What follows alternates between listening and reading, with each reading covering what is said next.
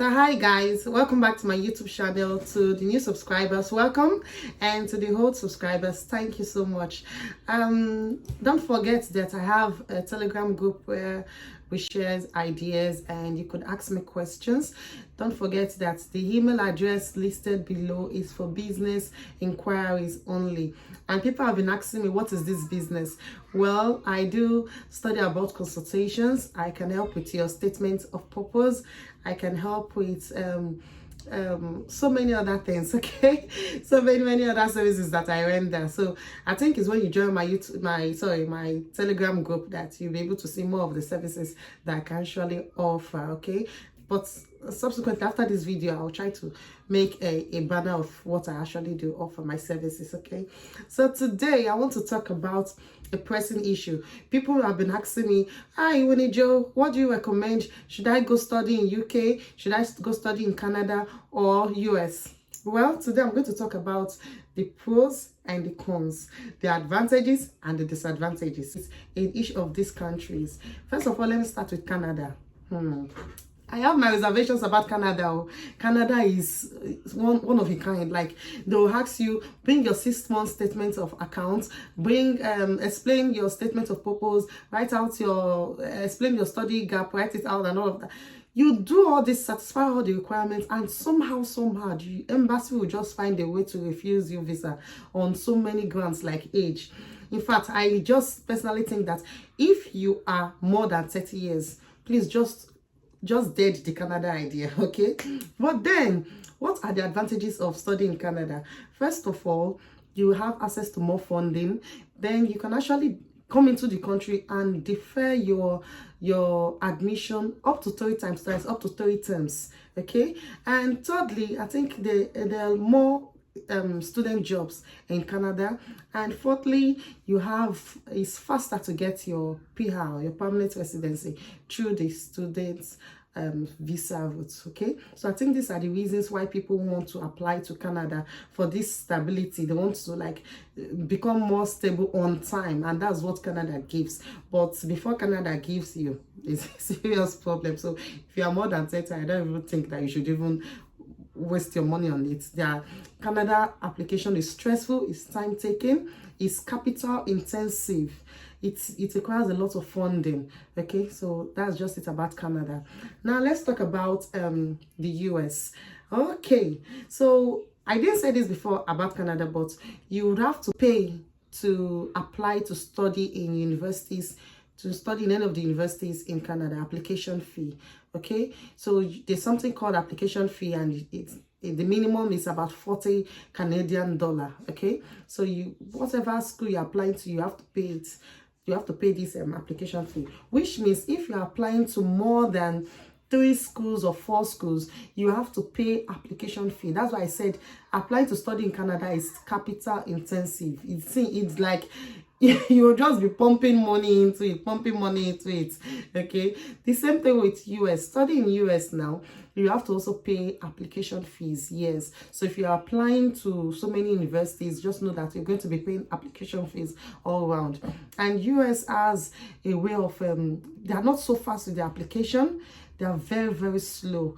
And US have a lot of requirements. Their study visa route is not so straightforward. It's not easy to understand at all. It's not straightforward at all. So these are the disadvantages that I see in that country studying in US.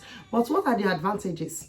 US has a lot of funding opportunities. Like, they give scholarship very easily. If you are very good and you study hard, you'll be able to get funding to your program. You can still get funding, okay? So that's a good advantage about the US. US also has a way of giving you stability when it comes to PR. I think they have a more stable route. You can easily get your PR in the US, and so many other advantages.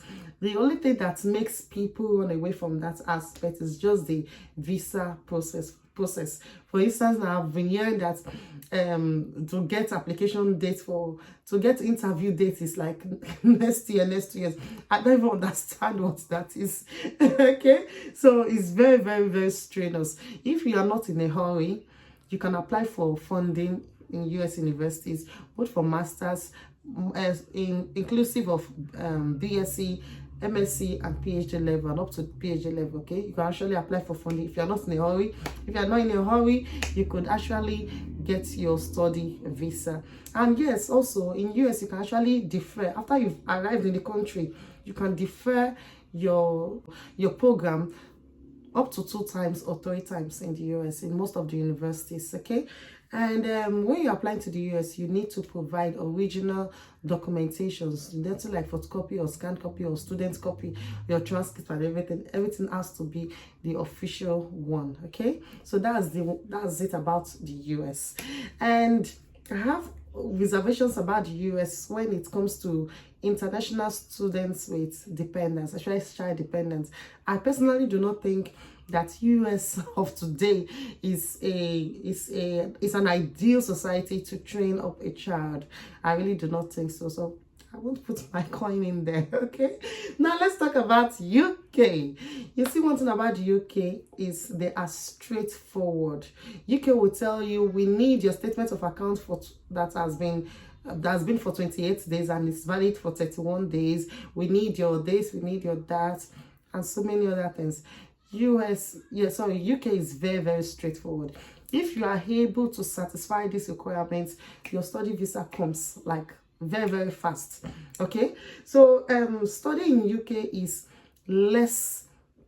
it requires lesser funding, unlike Canada and UK and US. Studying in UK is more straightforward, it's easier to get, and getting a job is easier too. By the time you're able to graduate with a distinction, even further studies is easier to get. The only disadvantage with UK is they hardly give scholarship, hardly give funding, and even when you hear about funding, it's maybe the citizens, British citizens. So to international students, very difficult. This ones you hear that okay, school fees is 15,000, we are 15,000 pounds, we're going to give you 1,000 pounds, it's coming back to 14,000 pounds. If you check how much their home students are paying for that same course that they are telling you they're doing, giving you take off, are giving you bonus to pay for tutor, their citizen is paying like 8,000 pounds for the same course, the same teaching, the same lectures we teach both of all of you in the class and all of that. So UK and funding, they go separate ways. Okay, so if you're actually hoping for a scholarship, UK is not the place for you. But if you can actually get an offer, and to get an offer is very, very easy, by the way. If you can actually get an offer and come study, it's very easy to be able to pay your fees. It will be a little bit easy, but some people have complained that 20 hours per week is a short time to work to be able to pay your fees. Okay, so that's another constraint in studying in the UK, that time limit. And saying that the average fees that African students pay is like 12,000 pounds, 14,000, 15,000, 17,000. So working 20 hours per week is not really how will I say it, attainable to pay that type of amount. So these are the pros and the cons concerning these countries. Okay, UK also accepts your WAEC results, unlike Canada and US, that's 80% or 90% of the schools require you to write IELTS. You need to prove that you studied English or you understand English. If you don't want to write IELTS for Canada study, it means that you have to go to your school to get a letter stating that you actually taught in English language and you understand English language properly and you can communicate in English language, and then that's the only way the IELTS can be waived. But I think someone actually had a case with one of the Canadian schools, and that aspect was struck out. I think I heard about that story. So they don't really require IELTS from Nigerians anymore. I don't know about any other country, but concerning Canada. But in US, you need to provide your IELTS. You need to provide official transcripts and so many other documentations in original formats. Okay, these are just everything that I can. This how far I can break down studying in these countries. This how far I can break it down. I hope you understand. I hope you make the right decision come this this new year 2022. Okay, so thank you all for watching, for subscribing. Thank you so much. Don't forget to like and share and comment. Bye.